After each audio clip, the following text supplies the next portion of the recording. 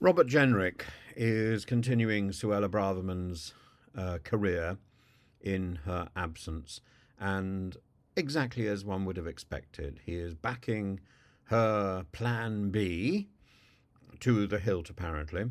And although he has a seat in cabinet, he is now, quote, pushing for a belt and braces approach to the emergency legislation announced by Mr. Sunak on Wednesday, which will declare Rwanda safe and bar anyone from lodging a legal campaign against the policy as a whole.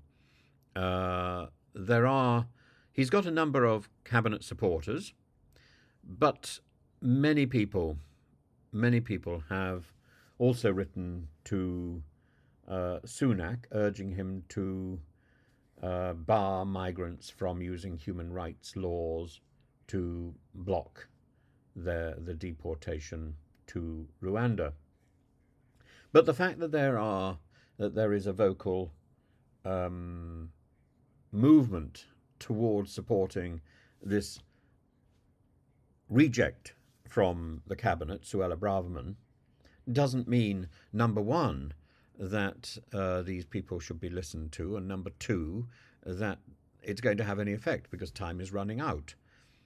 And uh, so Sunak has said that he would be prepared to revisit international relationships um, once the once the emergency legislation was passed through Parliament. So pick up the pieces after you've caused the damage, and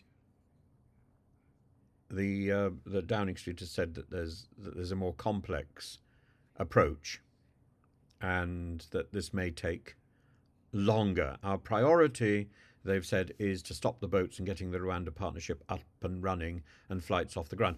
So that's actually two priorities, do remember. The priority to stop the boats is one thing.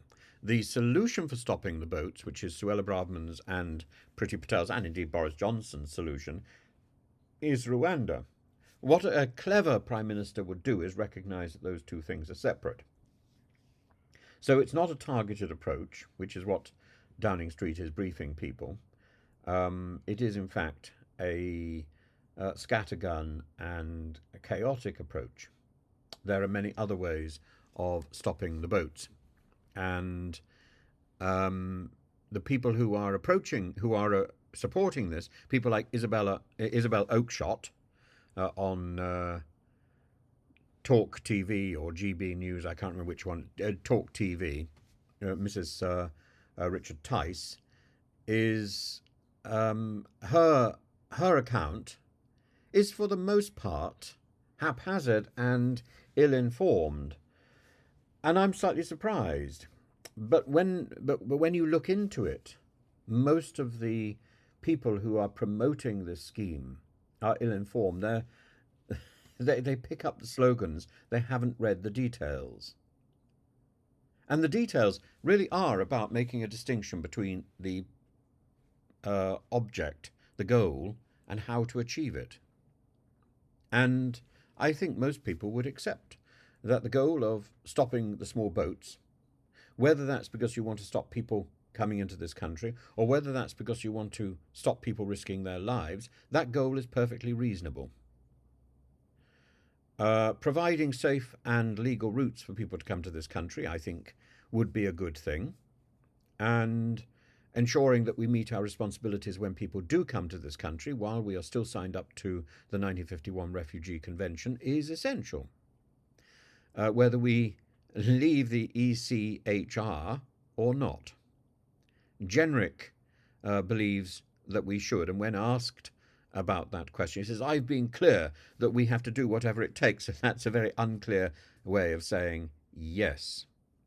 So the legislation will stop people from lodging any legal challenge against the policy as a whole. So in order to stop a very small number of people coming into this country, in order to prove that this particular government is right, the approach is to limit our human rights as a whole, because that legislation will have an impact on all of us and will set a precedent. That precedent, incidentally, has already been set by Mr. Sunak's announcement that he wants to declare something which the courts have declared as unsafe as safe. So he wants to set himself above the British legal system. And that is very worrying. So Suella Braverman's 5-point plan, of which points 4 and 5 are fairly vacuously the same. She simply wants to mirror Sunak's 5-point plan. Nobody wants a 5-point plan. 3 points is about all anybody can ever remember. And this idea of a 5-point plan is ridiculous. Damien Green, the former Deputy Prime Minister of Theresa May, I had said of Liz Truss, but of course Therese Coffey, the cigar-smoking individual who's no longer in the cabinet, she was Theresa May. She was Liz Truss's deputy. The end of my old cigar. Ha ha ha! Hooray! Hooray! Hooray!